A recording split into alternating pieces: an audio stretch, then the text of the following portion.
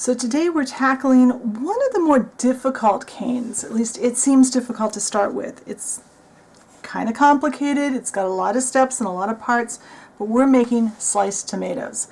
And I've never done these before, and they actually were not as hard as I thought they were going to be, and they turned out awfully cute. So stay tuned and see how this all comes together.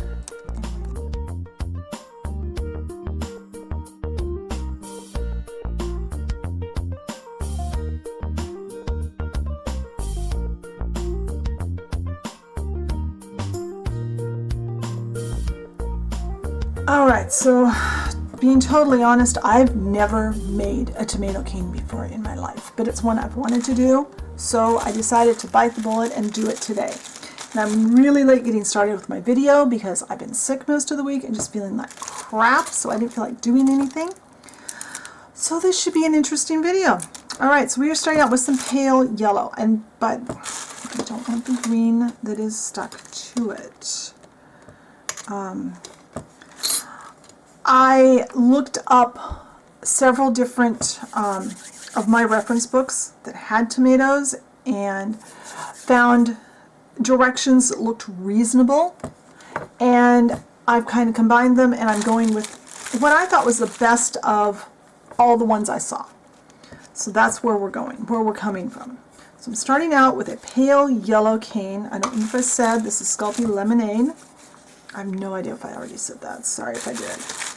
And we are going to partially wrap it with a dark green. In this case, I am using Primo in Spanish Olive. So I'm going to roll some Spanish Olive through my pasta machine and make a nice thin sheet of it.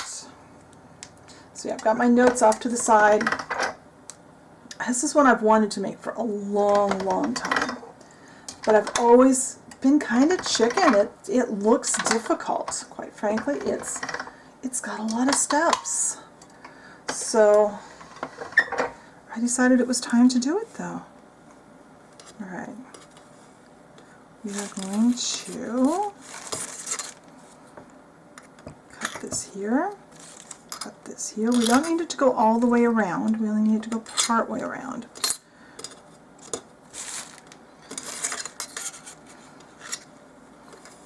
And we're going to go like that. All right.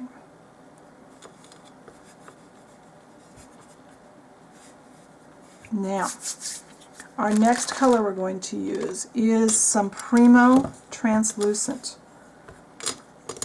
This is going to be our tomato seed. This is going to be hopefully translucent enough. It's going to represent that clear liquid that's in the tomato. It makes up the bulk of the inside of our tomato. So I am going to run this through my pasta machine on the thickest setting, I think. Get it worked up a little. And one problem with making tomatoes, it's a commitment. You end up with a lot of cane because it's pretty detailed. So once again, if you're going to make this, use what you need. Only roll down to size the portion you need. Leave the rest of it oversized, and then store it where it won't get too hot, and you can work it down later and make more. And you can use it for other scales that way. So I leave it bigger than the largest scale I plan to use. All right, wrap that around here, trying to get rid of any air bubbles. And I'm going to cut it so it doesn't go around that part, because our seeds will need to grow out of the center of our tomato. Now the center of our tomato, I'm making quite a large substitution, and I'm hoping it works. So let's get this first.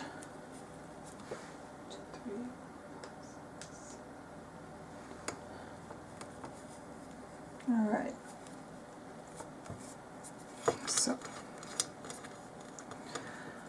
most of the directions I found called for this color for the center of the tomato. This is Fimo in Flesh Pink. I think most of the classic female colors have become their pro line. I'm not sure. I haven't seen this in a store in a long time. So I'm hoping this works. I am substituting the closest color I had, and that being, I'm going to open a fresh package. It is Sculpey in beige. It's got that same kind of pinky undertone. It's a little more pink. In fact, I think it might work better. I'm not sure. Hopefully this will work. Yeah, I really prefer to have, I would really prefer to have a tomato. And it was on my grocery list yesterday. But I ran into a neighbor and started talking to her, and I walked out of the produce department without my tomato that was on my list. Didn't realize it until today when I went to make my miniature tomato. So we are not working with the tomato. So I made kind of a half circle, because what we are going to do is we're going to make half the tomato in this step, and then we're going to make the other half. And we want it to have, I'll come back and do that part. So I am going to cut this like this. Let's put these over in the scrap pile. I want to cut this into quite a few pieces. That's 2, 4. Let's see if we can get by with 8. We're not going to make ours as detailed as the book I've got shows. We're going to build these around, which means this needs to be fatter. Still keeping that half round shape.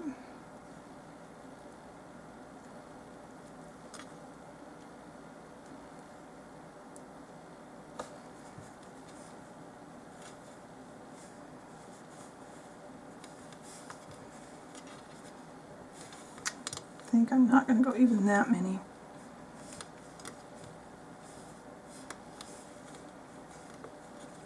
More. All right, so I got 7 around mine.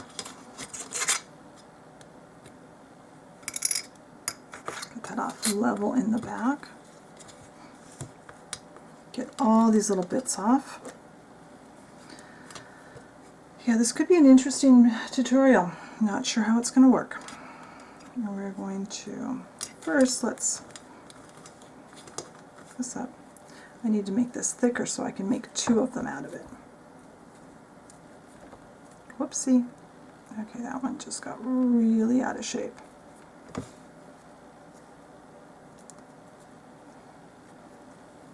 What I'm doing is I'm squeezing and hopefully making it smaller. I'm reducing the size and making it thicker, because we can't roll this one on the tray to make it thicker. We've got to pull. And the ends are going to be distorted. That's okay.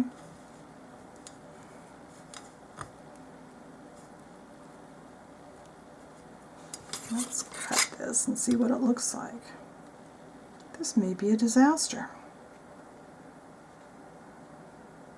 I can really tell I've got different types of clay. Okay, that doesn't look as bad as I was afraid it did. I'm going to take my red. Now I have some Primo in pomegranate, which I need to get conditioned and rolled out. So let's see if I can get this open.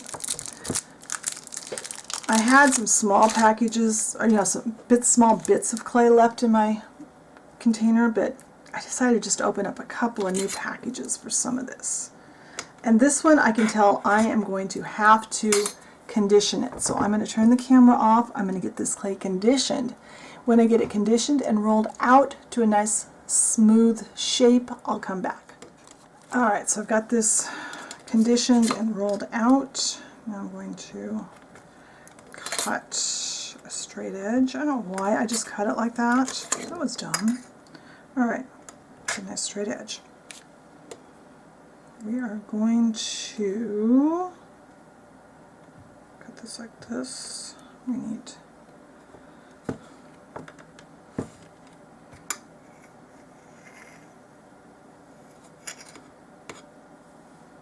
So we need to wrap this. We want it to come a little ways in, not all the way. We are rolling, rolling, rolling, and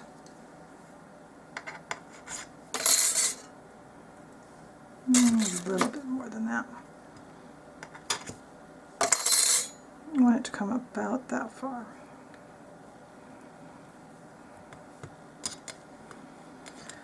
Now, am I going to have to roll this again? I'm going to have to roll this all out again. That's what happens when you cut it badly. But that's okay, because we need another round of this.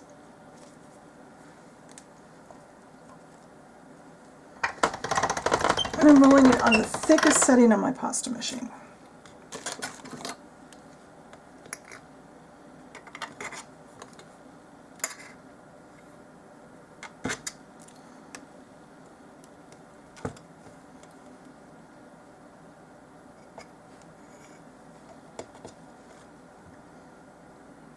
My knife is getting really dull.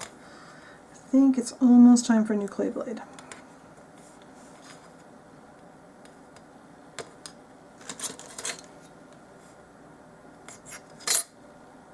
All right, I want a little of this in the middle.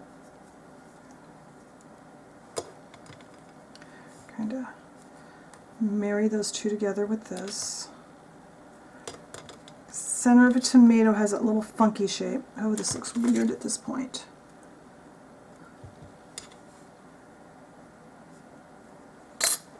Now we need to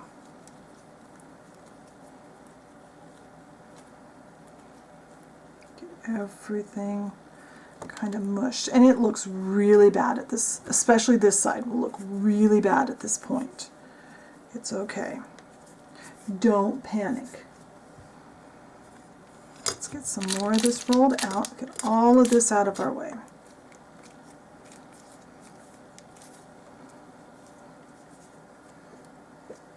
And it will look better when it's done. Otherwise you won't be seeing the videos, so I'm guaranteeing it will look a lot better here before we're done.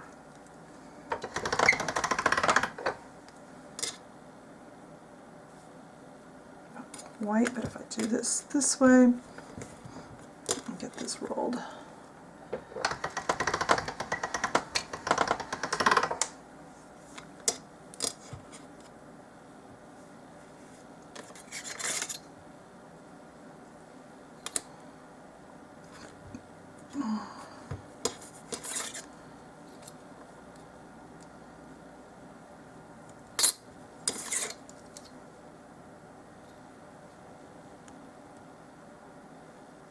There. Now we just need to reduce this carefully.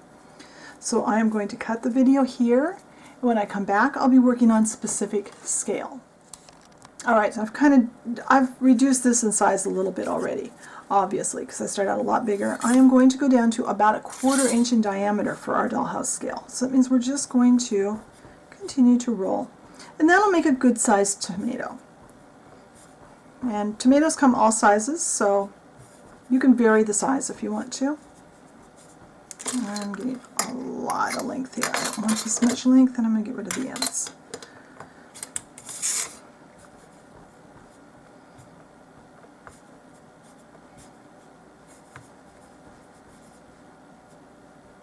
And it's okay if it's not a completely uniform size on the cane. It can be a little off. No, I think I went smaller than I thought. Let's see, where's my 1/4 inch? I can never find the sizes I want. I spend more time looking at this stupid thing than I do using it. Okay, that's just about perfect. So now I am going to take my cane and I'm going to put it in my freezer for about 15 minutes because I need this to get partially frozen so I can slice it without smushing it. So after this has some time in the freezer, I'll be back. Alright, so this has been in the freezer for about 20 minutes. So now I'm still going to try to roll as I cut, because we don't want to smush. But there we go. So I'm going to try and make some pretty thin slices.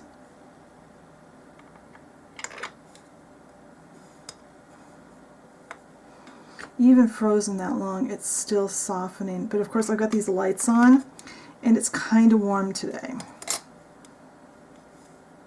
Now, if you really want to get detail, you can take a very tiny pointy tool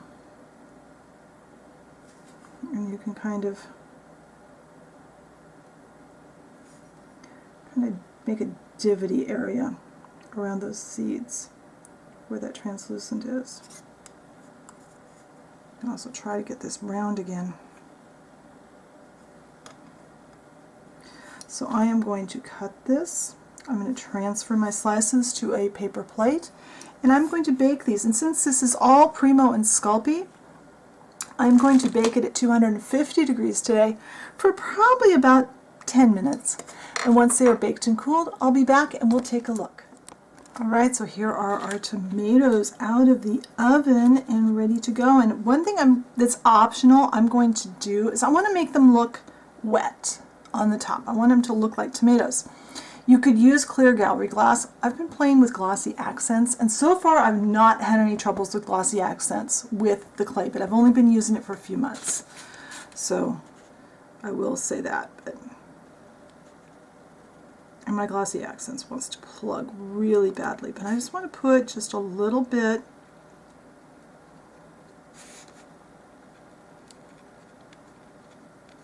Come on, let go. Go. And it will dry clear. It will dome up, so that's why I'm using the tip to kind of spread out my little drop. So I need something smaller than my fingernail to hold that down. Because when I put my fingernail in the way, then you guys can't see anything except the bottle and the back of my hand.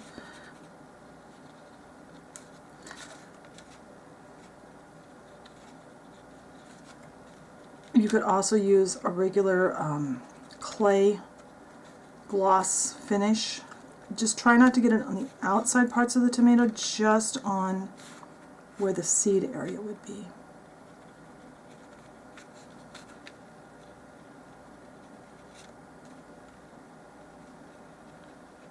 And I think I like the substitution of the beige for the flesh pink color. The flesh pink is a little more orangey than this when it bakes up, but I think this is pretty acceptable. So I like how these turned out. When they're dry, I'll take some photos. I'll try and get some really good close-up photos on the blog post. And be sure and check the blog post. I will list the clay colors. If you haven't found my Facebook group, be sure and follow the link in the description box of this video and join us on Facebook. I usually give a heads up about videos and other fun things going on, and I'd love to have you join and maybe share pictures of what you've made. I love seeing what you guys are working on. So until next time, have fun with those minis, and I'll talk to you later. Bye.